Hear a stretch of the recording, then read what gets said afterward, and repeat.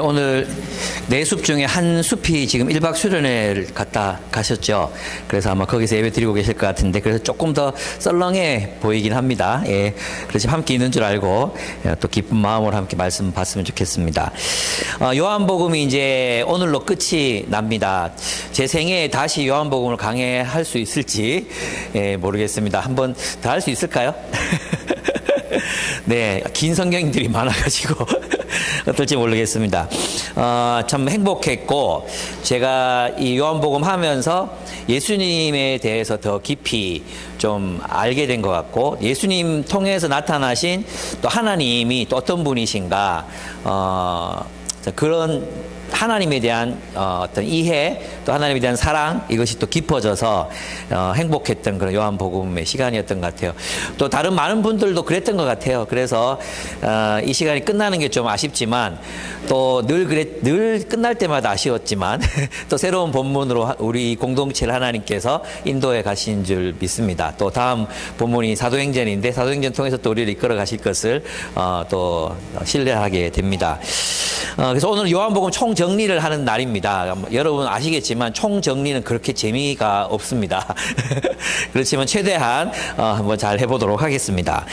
요한복음의 특징이 무엇입니까? 요한복음의 특징 중에 하나가 뭐냐 하면, 예수님의 어떤 가르침보다는 예수님의 행적에 더 많은 포커스를 두고 있습니다. 즉 예수님의 행적을 보고 예수님이 누구이신지를 생각해 보라는 것입니다. 예수님과 유대인들의 갈등도 그랬죠. 예수의 가르침 때문에 갈등이 일어난 것이 아니라 예수님의 자기 주장 때문에 갈등이 일어났습니다. 이것은 굉장히 중요합니다. 왜냐하면 오늘날 많은 사람들이 어떻게 생각하느냐 하면, 요한복음은 후대의 제작이잖아요. 그래서 이제 대충 잡으면 한 90년대쯤에 이제 기록이 됐단 말이에요. 90년대 전후에서 기록된 걸로 보여요. 근데 이제 그분들은 생각하기를, 이제 이 예수님을 신격화한 사람들의 기록이 요한복음 또는 복음서이다, 이렇게 보는 사람들이 있어요.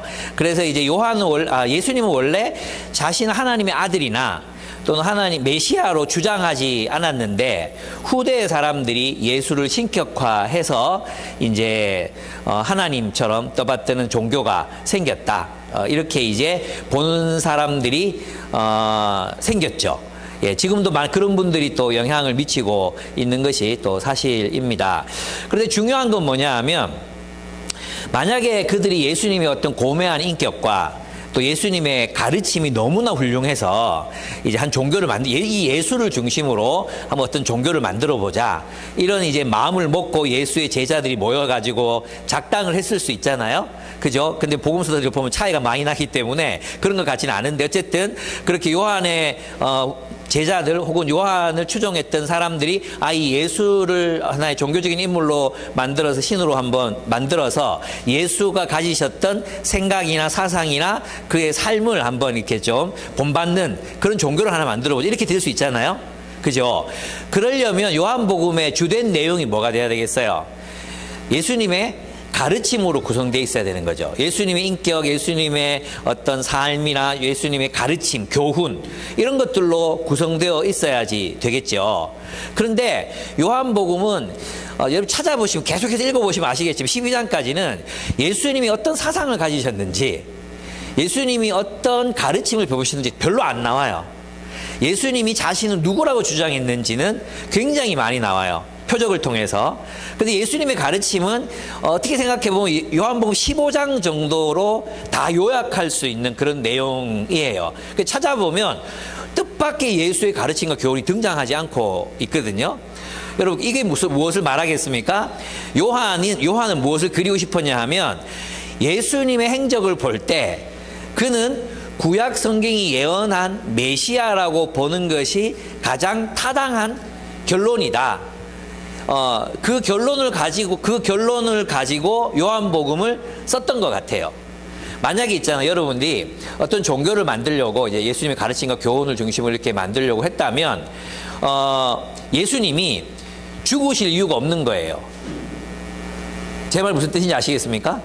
예수님이 죽으실 이유가 없어요. 왜냐하면 사복음서 보죠. 마태, 마가, 누가, 요한 사복음서 전부가 공통적으로 이야기하고 있는 사실 한 가지가 있어요. 그죠? 그게 뭐예요? 예수가 자신을 하나님의 아들이라고 주장했기 때문에 죽었다는 거거든요. 그죠? 그래서 신성모독죄로 죽잖아요. 또는 반역죄, 반란죄로 로마에 대한 반란, 요한복음에서는 로마에 대한 반란죄를 뒤집어 쓰고 죽잖아요.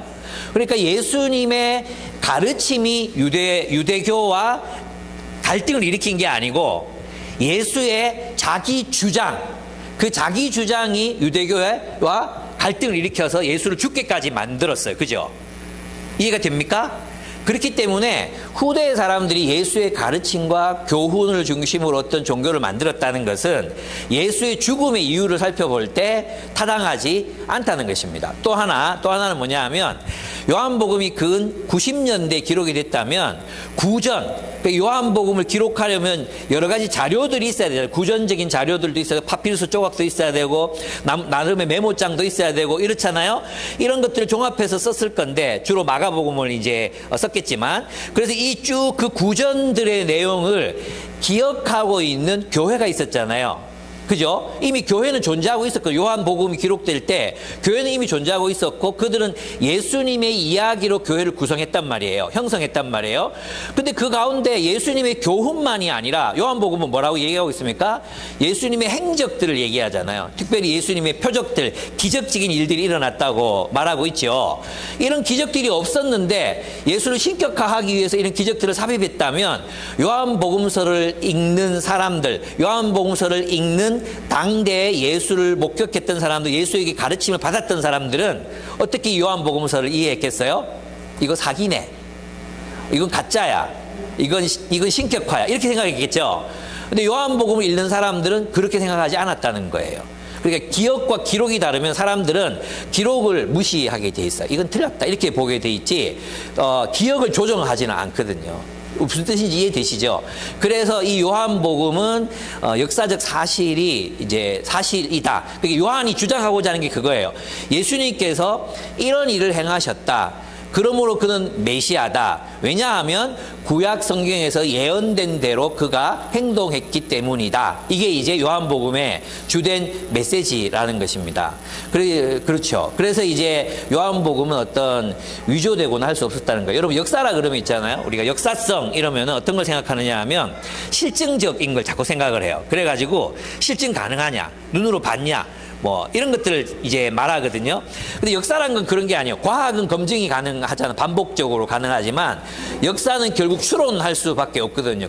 일어났던 정황들, 그리고 어떤 이 기록을 기록한 사람들의 진실성, 이 기록을 믿고 이 기록을 사실이라고 받아들였던 사람들의 공유된 기억과 경험, 그리고 공유된 기억과 경험을 토대로 기록된 기록물, 이걸 역사라고 한단 말이에요. 그런 무슨 말이냐 하면 사건으로서 역사는 지나갔어.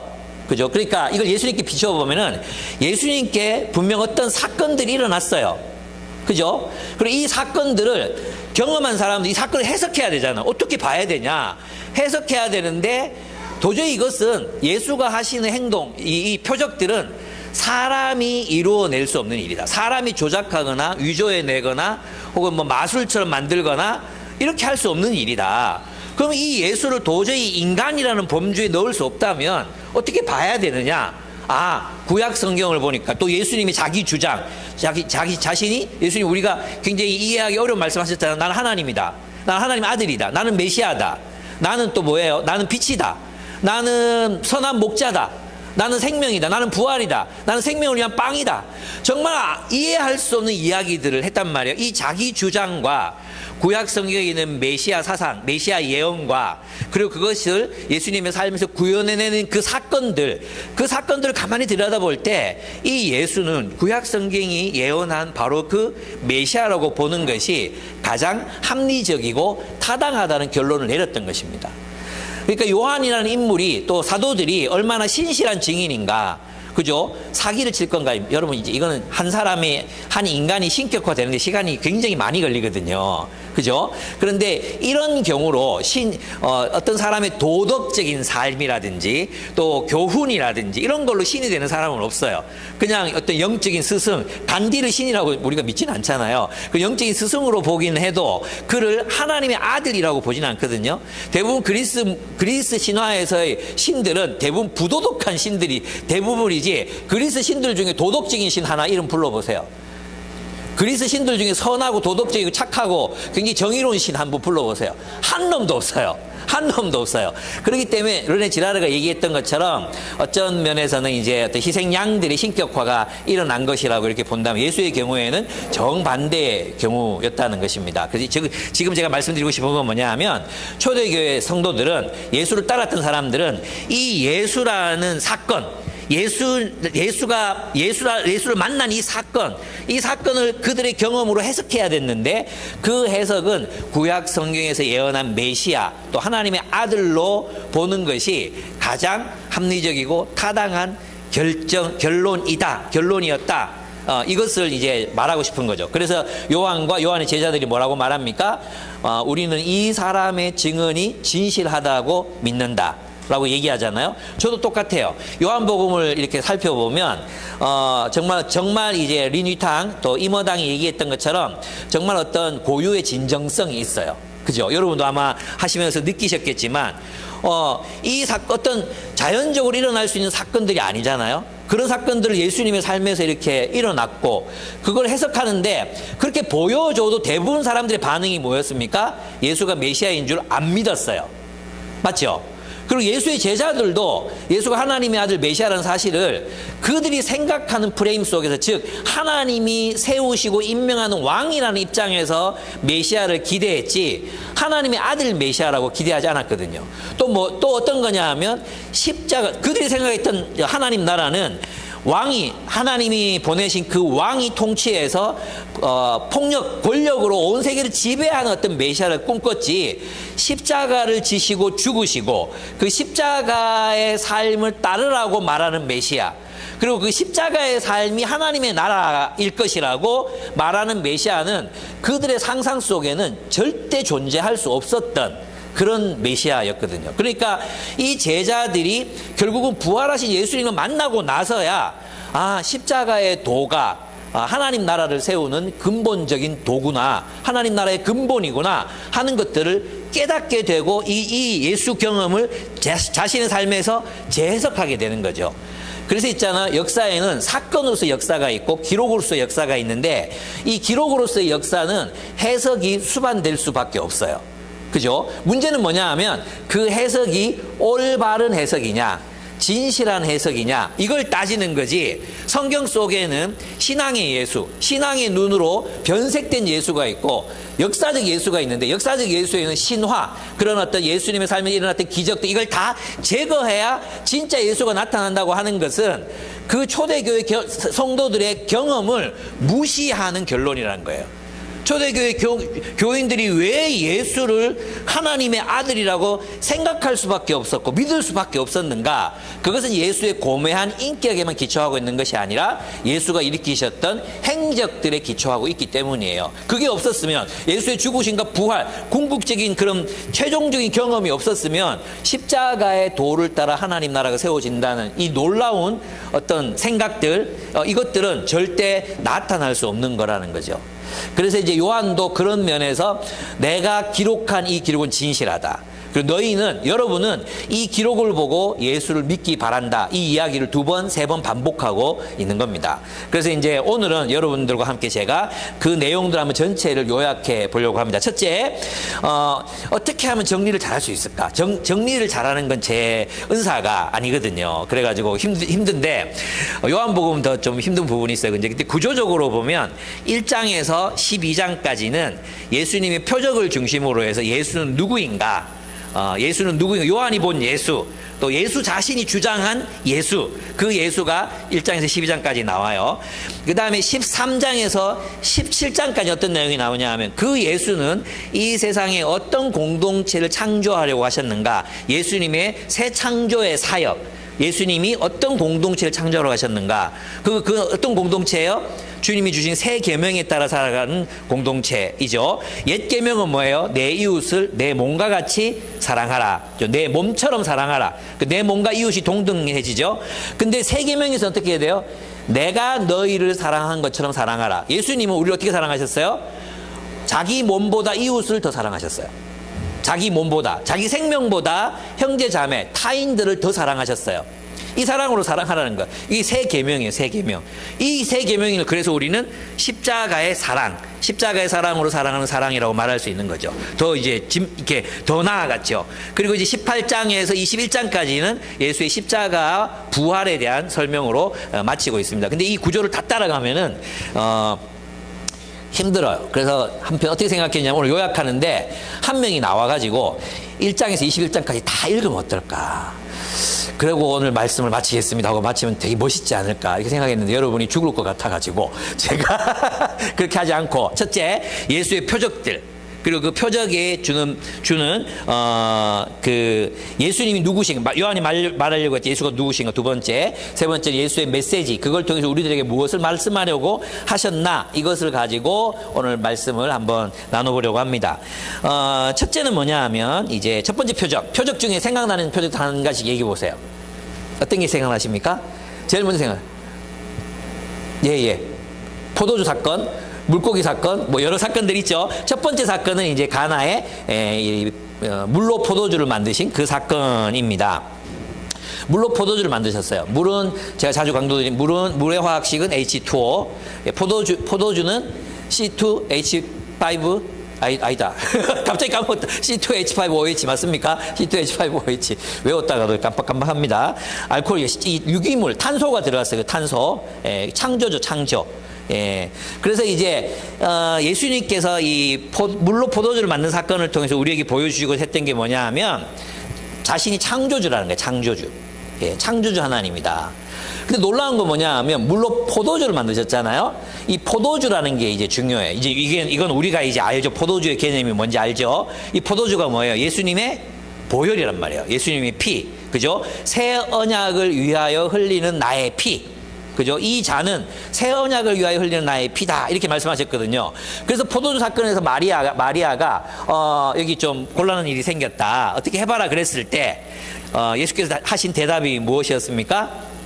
내 때가 아직 이르지 아니하였나이다. 아직 내 때가 이르지 아니하였나이다. 이 얘기였거든요. 이건 무슨 말이냐 하면 예수님이 십자가에서 죽으심으로 하나님의 새로운 창조가 시작된다. 새로운 하나님 나라의 창조가 시작된다.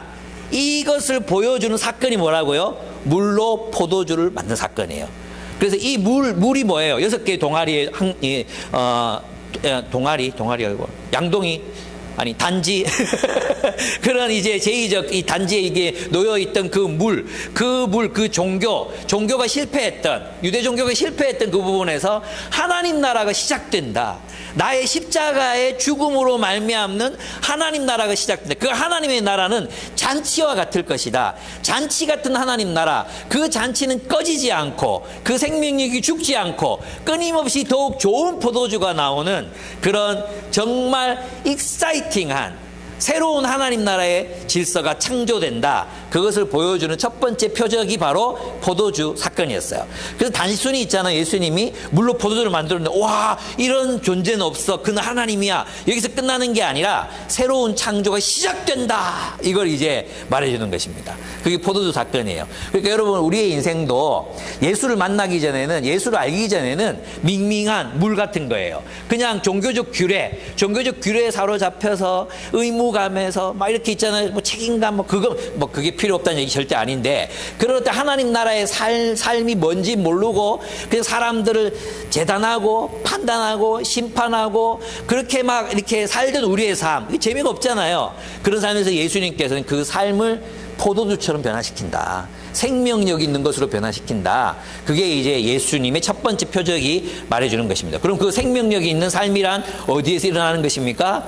예수의 새로운 예수가 창조하시는 새로운 공동체적 삶에서 그 생명력이 나타난다는 것입니다. 두 번째 표적은 왕의 신하의 아들을 고치셨습니다. 예, 또 이제 제가 이제 엉터리로 해주면 재수 형제 이렇게 멋있게 또 바꿔가지고 왕의 신하의 아들을 치유하셨습니다. 이 왕의 신하의 아들을 고치신 사건, 이 특징이 뭡니까?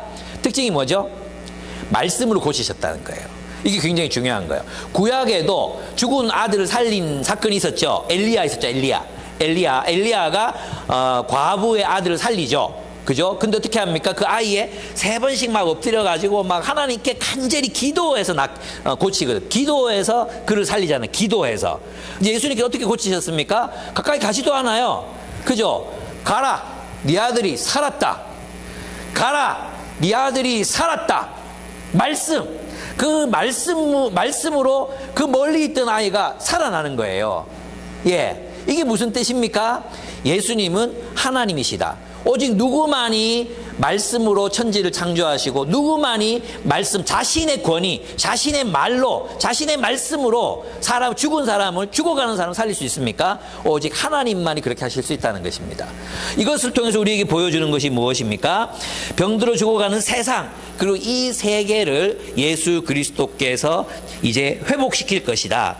말씀으로 죽어가는 자를 고치셨습니다. 이게 뭡니까?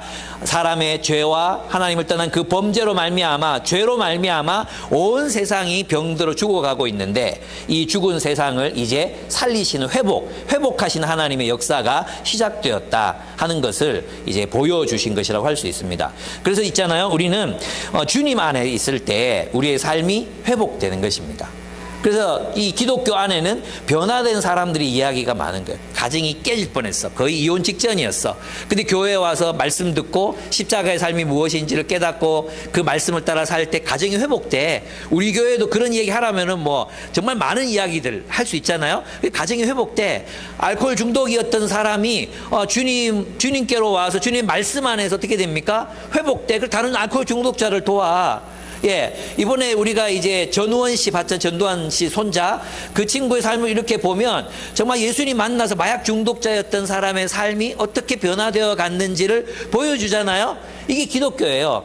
어떤 한 분이 이제 영국에서 부흥기 때 일어났던 일인데, 목사님이, 제가 이름을 잊어, 굉장히 유명한 분인데 말씀을 전하고 있었거든요. 예수 안에 있을 때 사람들이 변화된다 이런 얘기를 하고 있었어요. 그랬는데 한 무신론자가 손을 번쩍 들고는 기독교는 이 세계를 위해서 한 일이 없다고 이렇게 이제 막 반대하는 얘기를 했었어요. 근데 이제 목사님께서 그렇게 말했어요. 다음 주 다시 집회가 있을 건데 그때 당신은 무신론으로 말미암아 변화되고 회복된 사람들을 데리고 와라. 나는 예수로 말미암아 변화되고 회복된 사람들을 데리고 오겠다. 그 다음 주에 그 무신론자는 나타나지 못했어요. 무신론으로 변화된 사람이 없는 거죠.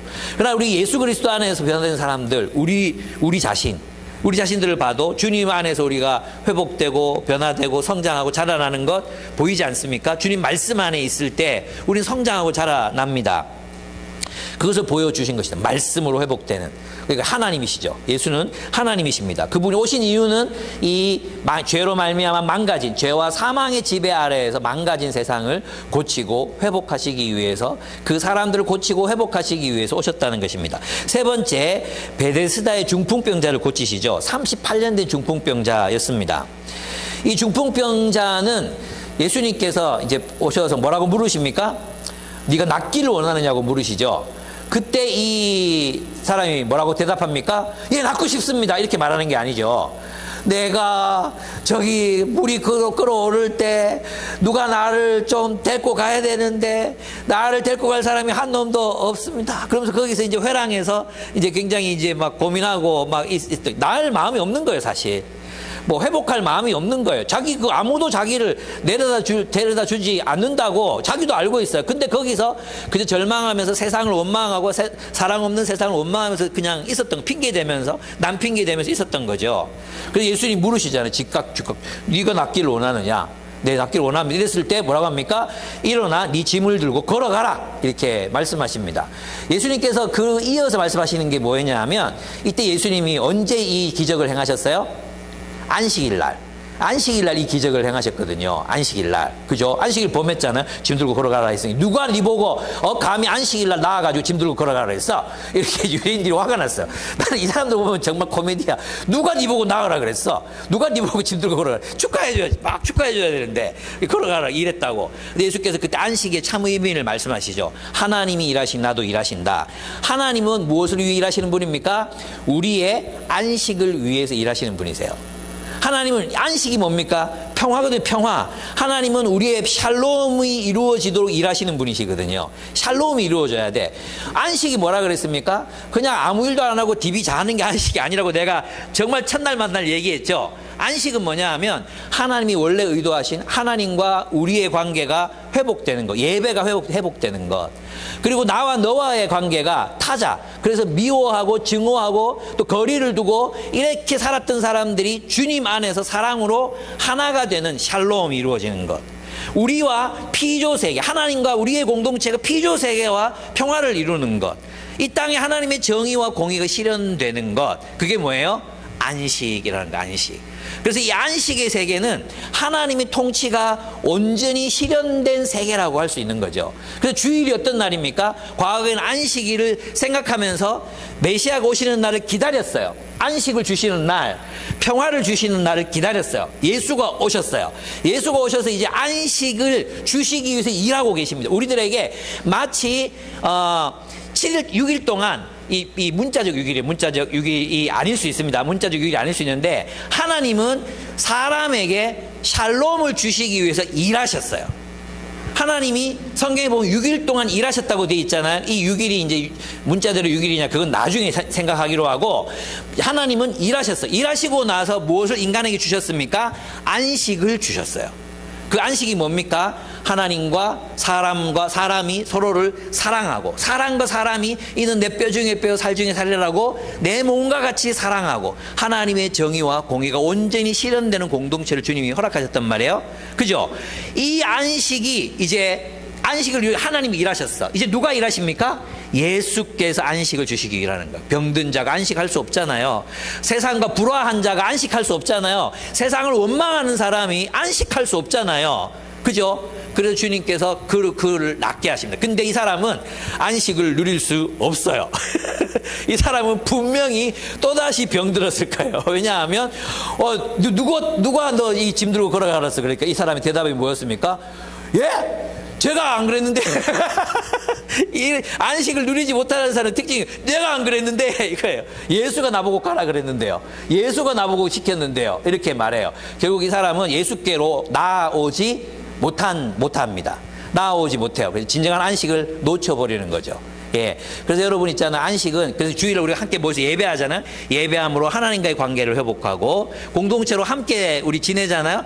작은 시간이지만 소그룹으로 말씀을 나누고 또 음식도 나누고, 이게 시작이 돼서 일주일 내내 또 우리는 안식 가운데 사람들과 평화, 또 세상과의 평화를 누리면서 살아가야 되는 일을 해야 되는 거죠. 그래서 우리는 주님이 오신 이후로는 모든 날이 안식일이다. 이게 바울의 생각이었단 말이에요. 모든 날이 안식인 이유가, 왜냐하면 주님의 통치 아래 사니까. 주님 뜻대로 살면 안식이 있는 거죠. 왜 우리가 안식이 없나, 평화가 없나? 결국은 주님의 말씀 떠나서 살고, 이웃과 불화하고, 내 마음에 어떤 사람도 용서하지 않고, 이런 것들이 결국 우리를 이제 안식을, 평화를 깨뜨리게 하는 것입니다. 그래서 예수님은 베데스다의 중풍병자를 고치심으로 우리에게 안식을 주러 오신 분이구나. 이걸 이제 요한이 봤다는 거. 이분은 안식을 위해서 오셨다. 그다음에 네 번째, 오병이어의 기적이 나오죠. 오병이어의 기적. 이것도 많은 사람들이 이렇게 생각해요. 그냥 이제 떡 5개, 물고기 2마리로 5,000명 이런 기적을 아무나 행할 수 있냐? 물론 이건 기적이죠. 그런데 이제 중요한 게 있어요. 오병이어의 기적은 뭐냐 하면, 이게 이제 이 근원이 어디 있습니까? 어떤 하나님의 행위를 지금 예수님께서 하고 계시는 거냐 하면, 출애굽한 이스라엘 백성들을 하나님이 뭘로 먹이셨습니까? 만나와 메추라기로 먹이셨잖아요. 그죠? 그러니까 이 말이죠. 하나님을 예배하고 하나님을 섬기기 위해서 하나님 백성이 되어서 하나님을 따라 사는 사람들은 그 여정이 광야라 할지라도 사막이라 할지라도 하나님이 먹이고 입히신다. 그러니까 마태복음의 용어로는 먼저 그 나라와 그 의를 구하라. 그리하면 이 모든 것을 너희에게 더하시리라. 이 말씀인 거예요. 오병이의 기적이 뭐냐? 하나님이 예수 따라온 사람들, 예수를 따라 제자의 삶을 살아가는 사람들에게 하나님께서는 그들을 먹이신다, 입히신다, 배불리 먹게 하신다. 그게 왕의 진수성찬은 아닐지라도 소년의 도시락에서 나온 소박한 도시락, 물고기 2마리와 빵 5개가 들어있는 소박한 도시락이라 할지라도 주님께서 우리를 절대 굶기지 않으신다. 주를 따라 살아라. 이게 이제 오병이어가 우리에게 보여주는 기적이에요. 또 하나는 뭡니까? 이때 사람들이 예수를 붙잡아가지고 메시아, 왕으로 세우려고 하잖아요. 여러분, 우리 대신문관, 한번 같이, 대신문관 얘기를 나눴죠. 사실 있잖아요. 인간을 다스리려면 먹는 문제로 딱 이게 다스리면 돼요. 누가 그랬죠? 스탈린이 그랬습니까? 스탈린이 그랬나? 이제 자기 강요들이 이렇게 자기 이제 회의를 하고 있었단 말이에요. 생닭 한 마리를 가져오라. 생닭. 살아있는 닭. 그냥 털 뽑힌 닭 말고 살아있는 닭을 가져오라 그랬어요. 그리고 나서 그 사람들 앞에서 무슨 짓을 했느냐 하면 그 닭의 털을 다 뽑았어요. 털을. 그 자리에. 정말 잔인하죠? 털을 깃털 다 뽑은 거예요. 뽑았더니 놀라운 일이 일어났어요. 그 닭이 이 스탈린의 군홧발을 비비고 돌고 하면 못 떠나는 거예요. 그래서 그 강요들이 뭐라고 말했냐 하면 민중들을 이렇게 다스려라 그랬어요. 먹고 사는 문제를 권력이 다 가지고 있는 거예요. 아부하지 않으면 먹고 살 길을 열어주지 않는 거예요. 그죠? 그러니까 이 군중들이 지금 예수님 보고 그런 왕되라고 하는 거예요. 그런 왕되라고. 내게 절하라. 이 만국의 영광을 보여주면서 내게 절하라. 그러면 내가 이 만국을 너에게 주겠다. 예수님은 거절하십니다. 그리고 여호와의 입으로 나오는 말씀으로 살 것이라고 말씀하십니다. 그 말씀으로 살아도 우리는 삽니다. 아멘.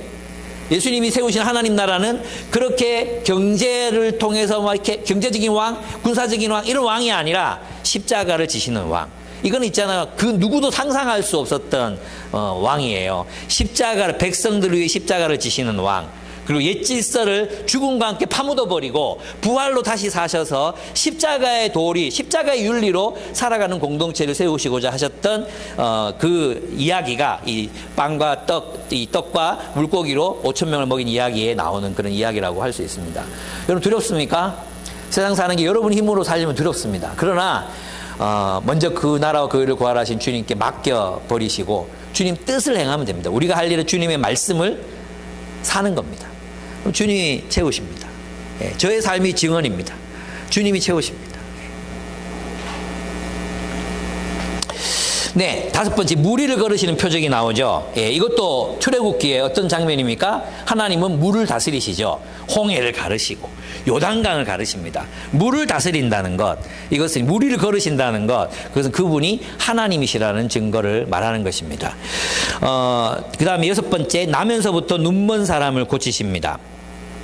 이것은 눈먼 사람의 증언이 중요하죠. 하나님은 의로운 자의 기도를 들으신다. 내가 나면서부터 눈이 멀었는데, 내가 나으려고 오만 짓을 안 해봤겠냐, 안 찾아봤겠냐. 내가 근데 사례를 다 연구해 보니까 나같이 나면서부터 눈먼 사람, 눈뜨게 한 사람 한 사람도 없다. 듣도 보도 못했다. 근데 나를 이렇게 오시더니 이 흙을 많은 양의 침이 필요하다 했죠. 침을 이렇게 이겨서 눈에 붙이고 실로암 못에 가서 씻으라 했더니 눈이 떠졌다. 이런 사례가 있느냐. 근데 유대인들은 이 사람이 눈 떴다. 와, 정말 누가 그랬냐. 찾아라. 그분이 메시아다. 이게 논리적인 결론이잖아요. 누가 그랬냐. 누가 네 보고 흙 달고 걸어가라 그랬냐. 누가 안식일에 너 일 시켰냐. 이게 또 참 이게 사람의 모습이야. 사람을 긍휼히 여길지도 모르고 불쌍히 여길지. 우리도 그래. 우리도 사람이 불쌍히 여길지도 모르고 긍휼히 여길지도 몰라. 어쨌든 우리가 이 종교가 무서운 거예요. 종교가 얼마나 잔인해질 수 있는지 몰라요. 주님 만나야 되지. 그 종교인으로 살면 안 돼. 어쨌든 이제 예수님이 그리고 고치시고 나서 이제 이 사람은 막 대들잖아. 유대인들이 막 네 그때 그 눈먼 놈 아니지. 그 눈먼 놈 될 거야. 내 그 사람 맞습니다. 눈 뜨고 눈 감아볼까? 내 그 사람 맞습니다. 네 부모 될 거야. 봐. 부모한테 확인해 봐야 되겠다. 이 자식 네 자식 맞나? 내 자식 맞습니다. 아니잖아. 똑바로 봐. 야, 진짜 코미디 같은 장면이 막 벌어지고 있습니다. 그때 이제 이 눈 멀었던 지금 눈뜬 자가 뭐라고 말합니까? 내가 이 나면서부터 눈먼 사람을 고쳤다는 얘기 들어본 적이 없는데 하나님 의인의 기도를 들으시는 분인데 이분이 의인이 아니면 이분이 메시아가 아니면 누구겠냐. 그래서 쫓겨나죠. 유대회당으로 쫓겨나요. 앞에 있던 베데스다 연못의 사람과 이 사람이 대조되죠. 대조가 돼요. 그리고 주님을 따르죠. 쫓겨나도 주님을 따라. 주님 나타나셔서 네 나를 따르라. 내가 따르겠나이다. 당신이 메시아이심을 고백하고 예수를 따르는 사람이 됩니다. 그렇습니다. 이것은 이제 구약 성경에 있었던 메시아가 오시면 눈먼 자의 눈을 뜨게 하겠다는 예언을 또 성취하시는. 그러니까 다시 새로운 질서, 새로운 창조가 일어나는 것. 눈을 창조하셨잖아요. 눈을 보는 눈을. 눈이 나면서도 이게 눈이 없는 거예요, 그죠? 그 눈을 창조하신 예수님, 하나님, 그 하나님 대신 예수 그리스도를 새로운 창조가 시작된다. 메시아에 의한 새로운 창조가 시작된다는 것을 보여주고 계십니다. 그 다음에 이제 죽은 나사로를 궁극적으로 이제 살게 하십니다. 이 사건이 예수를 죽이게 만드는 사건이었습니다. 나사로를 살린 사건 때문에 온 유대가 막 발칵 뒤집어지고 모든 사람들이 예수를 메시아라고 막 예루살렘 성전, 그 성전에서 그 6월절에 이스라엘 모든 남자들이 다 올라와 있는 그 시간에 사람들이 막 종려나무 가지를 흔들고 겉옷을 벗고 호산나 다윗의 이름으로 오시는 이요 막 그렇게 황제로 등극하기 직전의 모습들을 막 이렇게 보여주고 있습니다. 나사로가 죽었다가 살아났기 때문입니다. 이것은 우리의 생명을 주관하시는 주님의 모습을 보여줍니다. 여러분, 우리는 죽어도 삽니다. 하나님께 그 권능이 있습니다. 예, 화장해도 사냐고요? 화장해도 삽니다. 주님께 그 권능이 있습니다. 주님이 죽은 자를 살리십니다. 매장을 해도 어차피 다 썩으면 다 없어집니다. 그죠? 원래 있던 분자를 조립하시나 그건 잘 모르겠어요. 예수님 보면 분명히 이제 그 육체의 연속성이 있잖아요. 연속성이 있는 걸 보면 그렇게 하실 겁니다. 어쨌든 주님 우리를 살리실 것입니다. 여러분 주 안에서 죽는 것을 너무 두려워하지 마십시오. 언젠가 죽습니다. 우리 언젠가 죽어요. 어떤 사람 20대에 죽고, 우리도 그런 슬픔 겪었잖아요. 30대에 죽고, 80대에 죽고, 다 죽습니다. 그러나 그 죽음이 끝이 아닙니다. 주님이 주님 안에서 죽은 자들을 기억하시고 우리를 살려내실 것입니다. 그리고 하나님 나라의 영원한 삶을 살게 하실 것입니다. 그렇습니다. 이 모든 것의 총괄이 바로 예수의 죽으심과 부활이라고 할 수 있습니다. 그러니까 예수님의 죽으심은 새로운 창조, 하나님 나라의 창조를 말씀하는 거고, 부활은 뭡니까? 새로운 창조가 시작됐다는 거죠. 그래서 이제 예수님의 죽으심은 뭐예요? 예전에는 그랬잖아요. 예전에는 이제 우리가 예전에 아니라 이게 일반적으로 그렇게 생각하거든요. 내 죄과 내 개인이 지은 죄를 주님이 용서하셨다. 이렇게만 생각한단 말이에요. 그죠? 여러분 가만히 생각해보면 내가 개인이 무슨 그렇게 죽을 죄를 그렇게 졌을까요? 예, 생각해보면 또 아니지 싶은 이런 생각 들지 않습니까?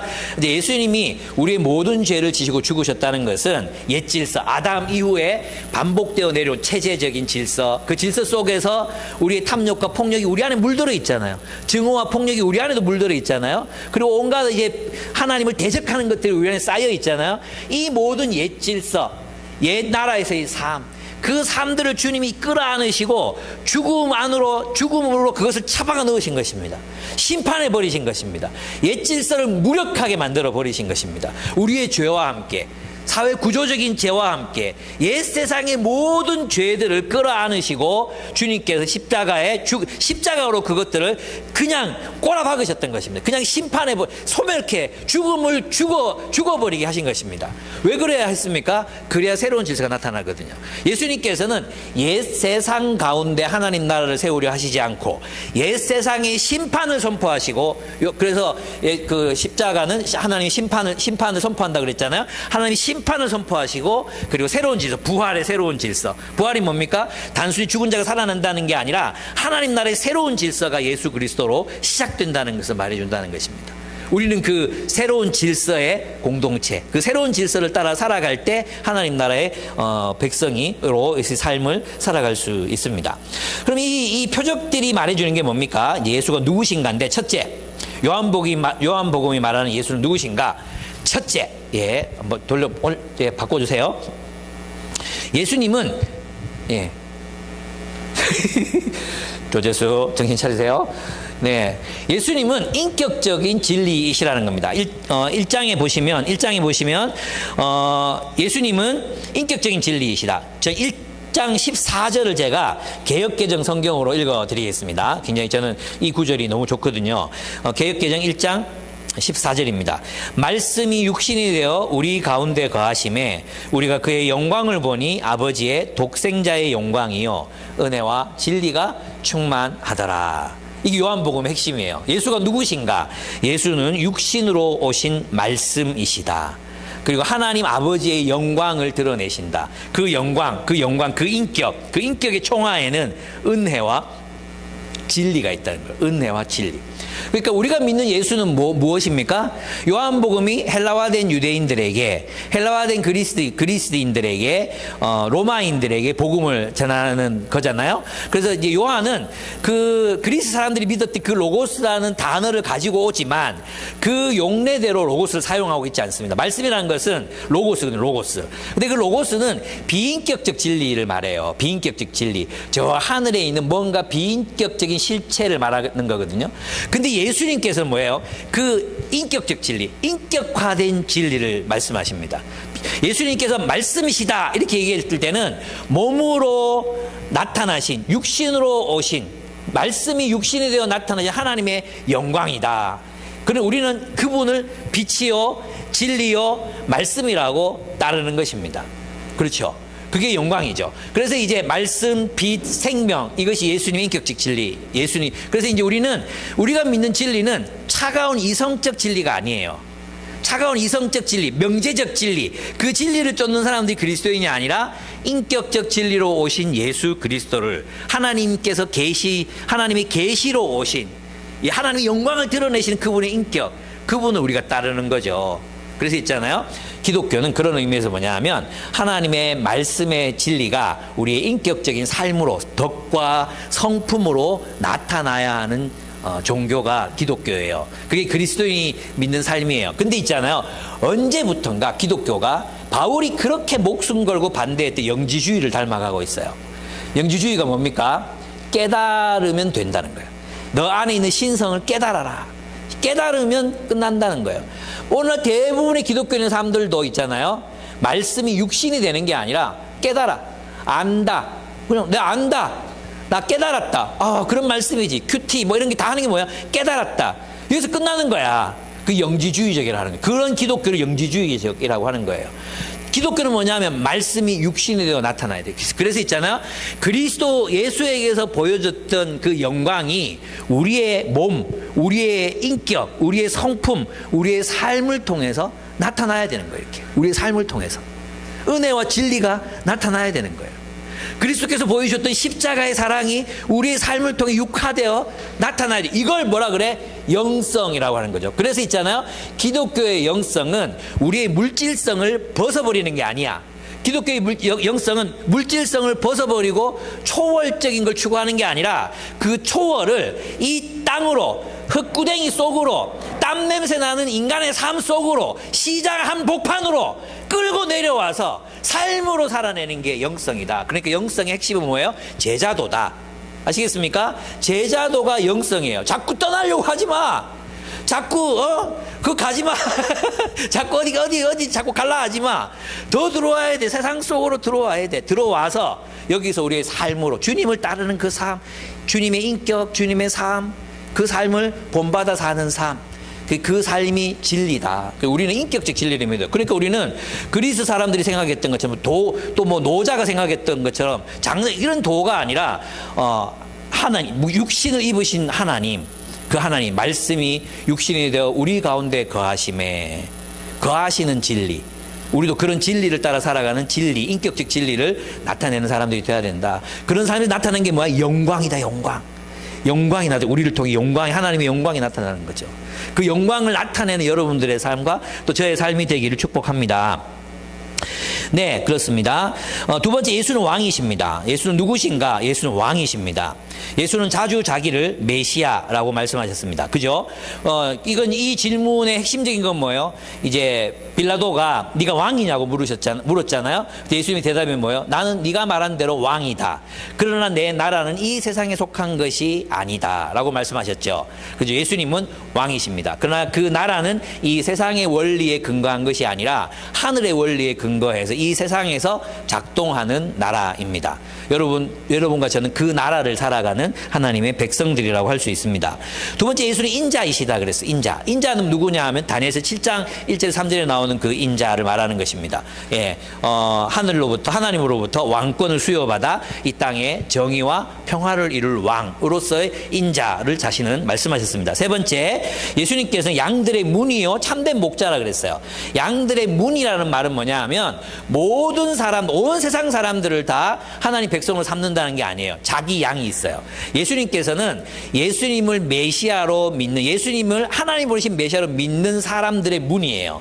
그 문으로 들어가면, 그래서 예수를 메시아로 믿지 않으면 그 양의 문으로 들어갈 수가 없잖아요. 양의 문으로 들어와서 자기 음성, 예수의 음성을 듣고 따르는 양들의 그 문을 통과해 들어가면 그들이 뭐가 되겠어요? 양들의 공동체가 되겠죠. 양떼들의 공동체가 되겠죠. 그 양떼들은 목자의 음성을 듣고 따라와 이러면 그 목자의 음성을 듣고 따라간단 말이에요. 그래서 뭐가 생기는 거죠? 이 세상에 하나님 나라의 새로운 공동체가 창조되는 것입니다. 그게 교회죠, 교회. 그래서 이제 이때 선한 목자라는 말은 구약에 있는 왕들에 대한 표현입니다. 왕을 지칭할 때 목자, 악한 목자, 선한 목자 이렇게 표현했단 말이에요. 그래서 예수님께서는 이제 양들의 문이다, 나는 선한 목자다, 이게 있잖아요. 그냥 단순히 우리 자꾸만 어떻게 생각하냐면 나는 선한 목자다. 그러니까 우리 예수님 믿으면 우리 굶지 않고 푸른 초장으로 또 맑은 시냇 물가로 인도하신다, 개인적으로 생각한단 말이에요. 그게 아니라 예수의 음성을 알아듣는 양떼들과 함께 푸른 초원을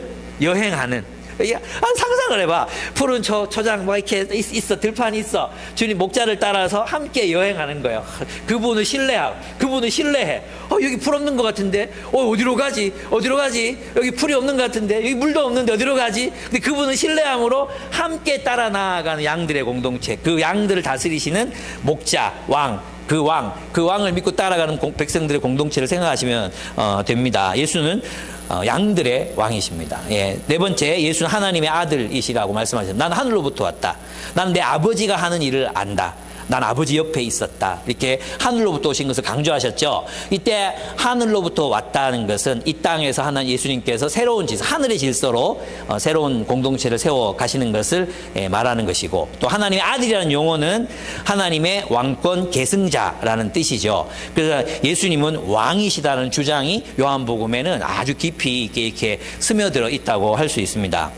결국 우리는 이 왕의 통치 아래서 안전합니다. 이 왕의 통치를 떠나면 안 됩니다. 여러분, 그래서 우리는 세상을 살 때 내가 세상의 지배를 받고 있는지, 자본의 지배를 받고 있는지, 예수의 지배를 받고 있는지를 계속해서 물어야 합니다. 나는 우리 직장 문화의 영향 아래서 살고 있는지, 이 직장을 살면서도 하나님의 통치 안에 살고 있는지, 내가 군대를 섬기는 병사라 장교라고 할지라도 내가 이 군대에서 하나님을 섬기는 사람인지 국가를 섬기는 사람인지 분별하며 살아야 된다는 거예요. 그렇습니다. 여러분은 누구의 통치 아래 살고 계십니까? 우리 그리스도의 통치 아래 있을 때 우리는 안전합니다. 주님께서 그리고 그 통치가 우리를 정의와 평화의 삶으로 인도하십니다. 샬롬을 우리에게 주십니다. 주님의 인도를 따라, 주님 말씀 따라 살아가신 여러분들 되시길 축복합니다. 세 번째, 예수는 새 창조의 주님이십니다. 이 말들을, 이 새 창조라는 말에서 이제 제일 중요한 게 어린 양, 하나님의 어린 양이라는 단어예요. 이게 자주 말씀드렸죠. 하나님의 어린 양은 단순히 속죄 제물이 아니라고 그죠. 속죄 제물이기도 하지만, 그래서 이 하나님의 어린 양, 이 양들을 이제 문설주, 양을 죽여가지고 이제 문설주에 피를 바르잖아요. 양을 죽였어요, 그죠? 그 양을 다 먹잖아. 이게 뭐라 그랬어요? 애굽에서의 삶을 죽이는 거예요. 그러니까 하나님은 이때 뭘 하셨냐면 이집트의 장자들 다 죽이셨거든요. 그 이집트를 심판하신 거예요. 멸망시킨 거예요. 이집트를 멸망시키는 거예요. 무슨 말이에요? 어린 양의 죽음으로 우리도 세상과 함께 죽은 거예요. 이게 뭐예요? 침례죠, 침례. 세례 받을 때 우리 어떻게 합니까? 물속으로 깊이 잠기잖아요. 제가 지금 이 고민인데 자꾸 침례를 주고 싶어가지고 침례식을 자꾸 미루다 보니까 이게 언제 하지? 언제 하지? 자꾸 미뤄지는 그게 세례라도 해야 되나 이런 생각이 들어요. 근데 침례를 해야지 이런 생각이 들어요. 이 침례를 해야 이렇게 푹 눌러가지고 당신은 지금 죽었습니다. 온 세상과 더불어 당신은 죽었습니다. 이게 실감이 날 것 같거든요.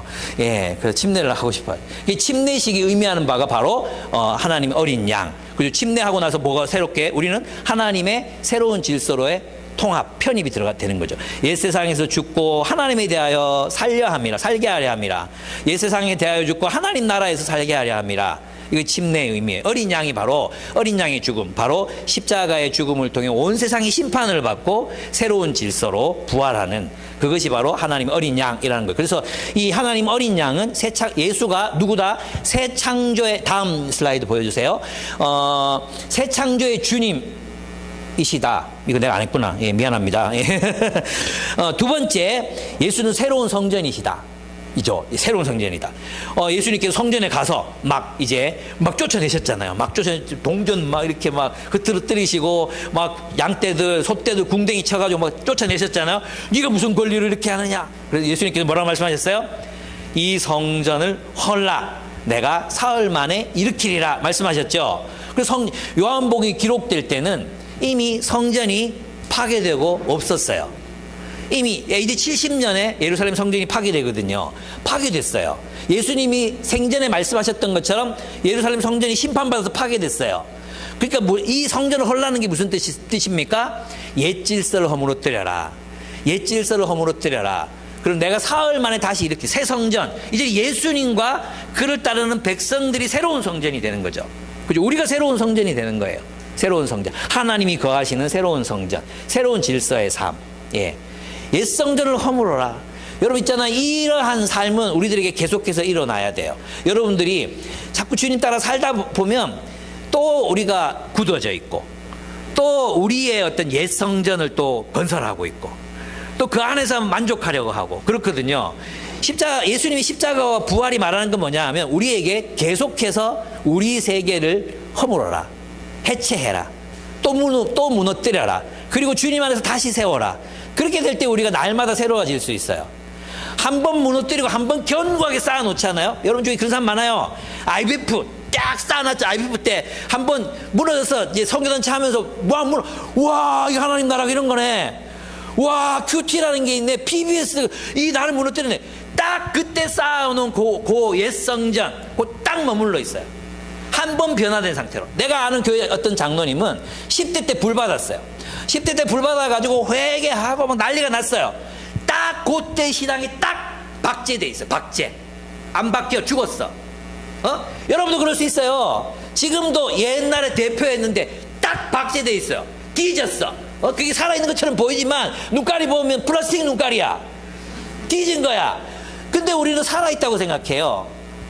여러분 그렇게 살지 마세요. 우리 계속해서 변화돼요. 계속해서 옛 질서를 무너뜨리고 또 부활하고 또 부활하고 그렇게 계속 변화돼요. 부활이라는 말은 좀 적합하지 않은데 계속 다시 살아나는 바리새인들처럼 딱 옛 성전 그 질서 그게 이렇게 박제돼 가지고 그 종교 그들이 얼마나 잔인해지는지도 모르고 있잖아요. 그렇게 살아가지 말라는 거죠. 예.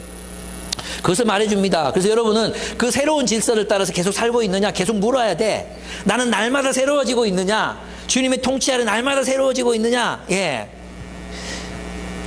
저는 이 날마다 새로워지는 기분이 너무 좋습니다. 예. 그 느껴지지 않습니까? 김유원 목사님 또 성장했네 이런 거 느껴지지 않습니까? 안 느껴지나? 느껴지죠? 예. 저 잘하고 있습니다. 계속 성장하고 있습니다. 여러분도 근데 여러분 이제 30대 겨우 넘어가지고 알 거 다 아는 것처럼 뭐 80대 영감처럼 그렇게 살려고 하지 마세요, 제발. 예. 여러분 있잖아요. 기성교회 여러분 일반 다른 교회에 가면요. 60대가 막내예요, 막내. 60대가 율동해요. 60대가. 근데 여러분 지금 30대 40도 안 된 사람들이 할매 노릇하고 할배 노릇하고 막 해볼 거 다 해봤다. 해볼 걸 이렇게 지랄을 하고 자빠졌는데 뭘 해볼 걸 다 해봐. 아직 멀었어. 죄송합니다. 손님이 오셨는데 오늘 제가 너무 미안합니다.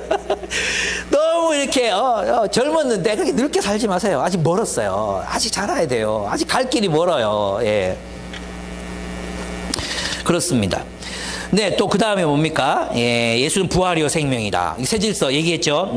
설명 안 해도 예수는 참포도나무다. 뭐예요? 예수는 참포도나무다. 나는 옛 이스라엘이 아니라 이제 새 이스라엘이다. 새로운 이스라엘. 나는 참포도나무요 너희는 가지니. 이제 내게 붙어있어 열매를 맺어라. 열매 맺는 하나님 나라의 새로운 공동체. 이 참포도나무의 특징이 뭐예요? 하나님 나라의 열매 맺는 공동체의 특징. 예, 새 계명을 따라 산다. 새 계명, 이웃 사랑도 아니야. 새 계명이야, 새 계명. 새 계명은 내가 너희를 사랑하는 것처럼 내 목숨보다 더 형제를 사랑하는 삶으로 나아가야 돼. 누가 그렇게 살겠어요? 이웃 사랑도 안 되는데 내 이웃을 내 몸처럼 사랑하는 것도 안 되는데 여러분 안 되잖아요. 그지? 안 되거든. 내 몸은 뭐야? 그냥 내 손가락만큼만 사랑해도 좋겠다. 내 손가락도 내 몸이네. 이제 우리 그렇게 사랑 안 해요. 못 해요. 왜 그런지 아십니까? 예수님 말씀하시죠. 성령이다. 성령. 결국 성령 받아야 된다. 성령 충만해야 된다. 어떻게 성령 충만해집니까? 말씀과 기도로 충만해집니다. 실천으로 충만해집니다. 우리가 하나님 말씀이 우리 안에 가득해야 됩니다. 그래서 묵상하는 거예요. 묵상하고 암송하고 읊조리고 또 떠올리고 이렇게 사는 거예요. 그래야 되는 거예요. 그렇지 않고는 절대 안 돼. 여러분 있잖아요. 우리 한 번 어떤 강력한 동기부여가 우리를 변화시키지 않아요. 강력한 동기부여가 우리를 전적으로 변화시킨 게 아니에요. 강력한 동기부여는 그냥 출발만 시키는 거예요. 그 다음은 뭐예요? 반복적인 훈련이에요. 반복적인 훈련. 여러분 아나베티스트들이 있죠. 그 이제 메노나이트 이런 가정들을 가면 그림이 있어요. 이 그림이 있는 공통적인 그림이 있거든요. 내가 이름은 지금 메노 시몬즈가 잘 모르겠는데 하여튼 한 사람이 이렇게 그때는 재침례파가 고난을 당하는 때였어요. 이단이라고 정죄받고 그래서 구교도들한테 잡혀서 많은 사람이 화형을 당해서 죽었어요. 그래서 이제 그들을 피해서 달아나다가 얼어붙은 강이 나타난 거야. 그래서 막 이게 뛰어갔는데 자기는 그 강을 건넜는데 강을 건너다가 보니까 뒤에 뿌직하고 빠졌어. 누가? 자기를 잡으러 오던 사람이 빠진 거야. 그러면 저 같으면 이렇게 생각할 것 같거든요. 하나님 은혜다. 저 새끼 나 잡으러 오다가 결국 물에 빠져 죽는구나. 이렇게 생각하면 도망갈 것 같거든요. 빠이빠이 잘 있어. 그러고 갈 것 같아. 근데 이 사람 즉각적으로 돌아서서 그 사람 손을 잡고 건져줍니다. 그리고 화형을 당해요. 무슨 말입니까? 습관이에요. 습관. 그죠? 이 사람들의 삶에는 원수를 사랑하는 삶이 몸에 배어 있는 거야. 이걸 거부할 수가 없는 거야. 몸에 배어 있으니까. 여러분 운전하다 보면은 오늘 딴 데 가야 되는데 늘 가던 데로 가도 여기 아니네 하고 돌아올 때 많죠. 그죠? 있잖아요. 운전하다 보면 왜 내가 이걸 늘 가던 데니까 습관의 힘이잖아요. 그것처럼 이 사람의 삶에는 원수를 사랑하라. 물에 빠진 사람 건져주는 이거는 있잖아요. 그냥 몸에 배어 있는 거야. 몸에 배어 있는 거. 그게 덕이죠. 덕. 성품이 된 거. 습관이 되어 있는 거. 그래서 건지는 겁니다. 여러분 지난번에 미국에서 일어났던 어떤 브루도프도 아니고 한 공동체가 있었잖아요. 거기에 이제 우유 배달부가 거기에 있는 여학생들을 총으로 쏴서 죽였죠. 근데 이 우유 배달부 청년 30대인가 그랬는데 이 우유 배달부 청년이 실직 상태에서 이 일도 못하고 있어가지고 이 공동체, 기독교 공동체가 이 사람을 먹여 살리려고 운전서 시켜준 거예요. 우유 배달해라 월급 줄게 시켜준 거예요. 근데 이 애가 하루는 삑 돌아가지고 총으로 그 수업하고 있는 애들 방에 들어가지고 교실에서 막 총으로 다 갈게 다 죽인 거예요. 언니들이 동생을 살린다고 막 앞에서 자기들이 총알 다시 맞아주고 이랬던 게 화제가 됐어요. 그랬죠. 근데 이제 이 일도 정말 놀라웠는데 그 다음 일이 더 놀라웠어요. 이 공동체 사람들이 자기를 죽인 이 남자의 아내와 아이를 찾아갔어요. 찾아가서 전국에서 답지한 성금과 모금을 아이가 평생 대학을 공부하고도 남을 만큼의 돈을 주고 성금들도 다 나누어 줬어요. 그리고 더 충격적인 건 뭐냐 하면 자기 딸들을 죽인 이 남자의 무덤을 이 자기 딸들 바로 옆에다가 묻었어요. 우리 형제를 인정한 거예요. 기자들이 와서 물었어요. 아니 이런 용서가 도대체 어떻게 가능합니까? 라고 물었어요.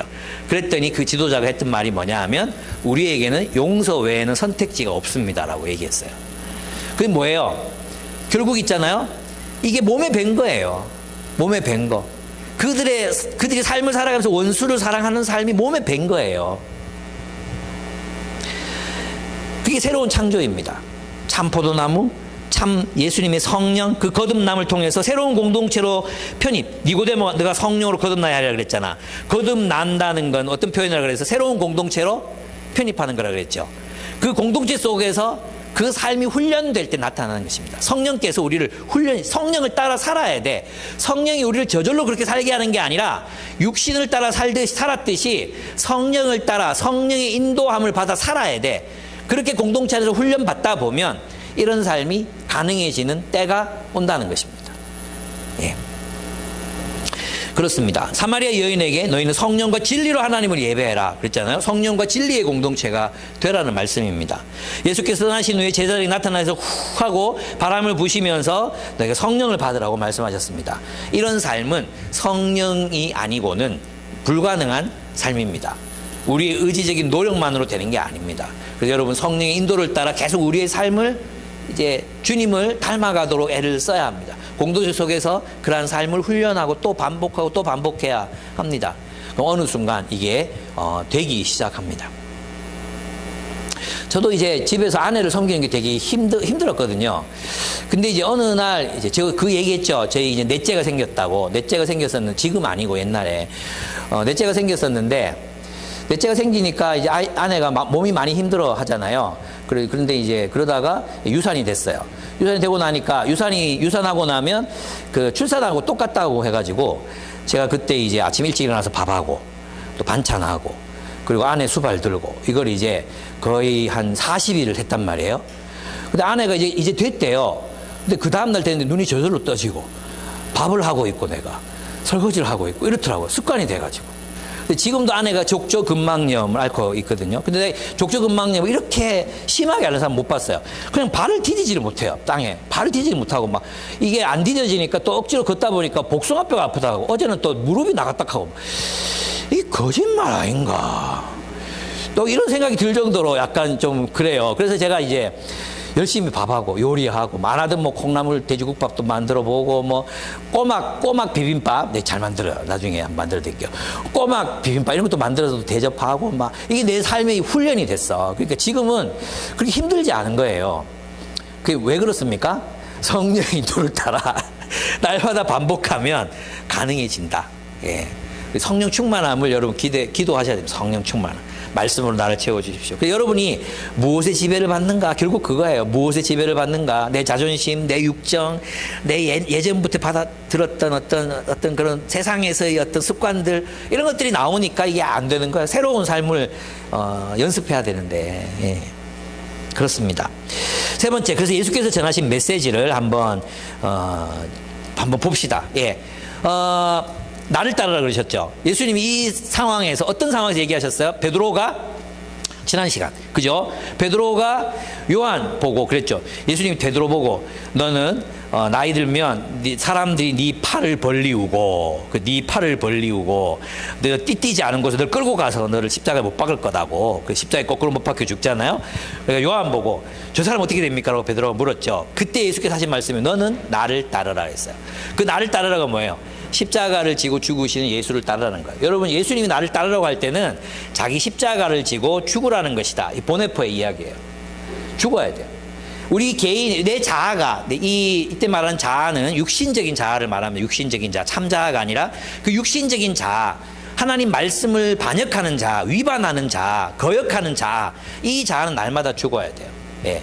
섬기기를 거부하고 용서하기를 거부하고 또 자존심 내세우고 막 이렇게 있잖아요. 사랑을 거부하고 사랑을 거두어드리고 막 이런 자아 이 자아는 날마다 죽어야 되는 거예요. 예. 나를 따르라. 세계명 주셨죠. 세계명이 뭐라 그랬어요? 예. 내 목숨보다 형제를 더 사랑해라. 그죠? 그 다음에 서로 발을 씻겨줘라 그랬잖아요. 서로 발을 씻겨줘라. 이래야 우리가 하나님 나라의 새로운 공동체를 살 수 있다 그랬죠. 발을 씻겨주는 게 무엇입니까? 발을 씻겨주는 게 뭐예요? 그 사람의 더러운 것을 용납하는 거죠.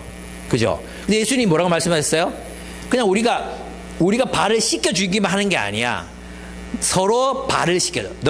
내가 너희에게 한 것처럼 서로 발을 씻겨줘라 그랬어요. 그럼 내 발도 내밀어야 돼. 내 발도.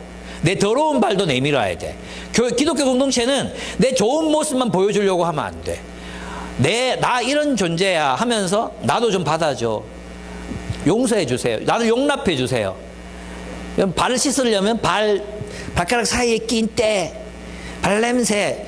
여러분 그 팔레스타인 지방에서 먼지 가득 샌들 끼고 막 땀나고 이런데 막 먼지가 끼어있는 그 발, 그 더러운 발을 내밀어야 된다니까. 나는 세족식 싫어해요. 내 발 누가 씻어주는 거 너무 싫어. 무좀도 있고 싫어. 근데 그 내밀어야 된다니까. 서로 발을 씻겨주라 그랬다니까. 여러분 우리가 서로의 더럽고 수치스러운 것들을 용납하고. 그래서 있잖아요, 기독교 공동체는 완전한 공동체가 아니에요. 기쁨의 교회 뭐 이런 줄 알았는데 그런 소리 하지 마세요. 사람들이 사는 공동체예요. 발냄새 나는 공동체예요. 신발 벗으면 다 발냄새 나요. 그 발 서로 씻어주는 공동체가 교회. 보네포가 얘기했잖아요. 교회는 한계를 가진 사람들의 공동체다. 죄인들의 공동체다. 왜 여러분 있잖아요, 자기는 죄인이라고 그렇게 잘 알면서 그 사람도 저 사람도 죄인이라는 걸 왜 못 받아줍니까?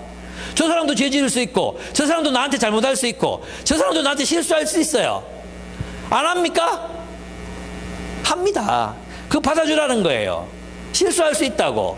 그리고 나도 좀 받아줘 하는 거예요. 나는 나는 너무 예민한 사람이야. 나는 너무 뭐 이런 사람이야. 나는 좀 이런 것 둔감해. 난 너무 둔해서 잘 몰라. 받아주라는 거예요. 나 좀 받아줘. 그게 서로 발을 씻겨주고. 섬겨라. 종이 되라. 종이 되는 거예요. 네 번째, 용서를 구하고 용서하라는 겁니다. 그죠? 예수님 하신 메시지가 뭡니까? 십자가가 말해주는 게 뭐예요? 우리가 십자가에서 그 달리 찔리신 것을 보고 용서를 구하는 영, 은혜를 구하는 영을 부어주겠다. 그래서 십자가를 만난 그리스도인의 첫 번째 반응은 뭐냐 하면, 용서해야지가 아니야. 용서받아야 되겠구나. 이거예요, 이거. 이게 먼저야. 나는 있잖아요, 기독교가 너무 용서하는 걸 강조했다고 생각해, 그동안. 용서하는 거. 그죠? 우리 많이 강조했죠. 그건 뭐예요? 우리 모두가 피해자라는 거지. 나는 용서해야 되는 사람이지, 용서받아야 되는 사람이라고 별로 생각을 안 해, 다. 여러분, 용서받아야 되는 사람이라고 생각해 봤습니까? 내가 뭘 그렇게 잘못을 했을까 생각 쉽죠? 근데 여러분이 용서해야 되는 사람은 얼마나 많습니까? 용서가 맞지? 여러분이 용서해야 되는 사람 얼마나 많습니까?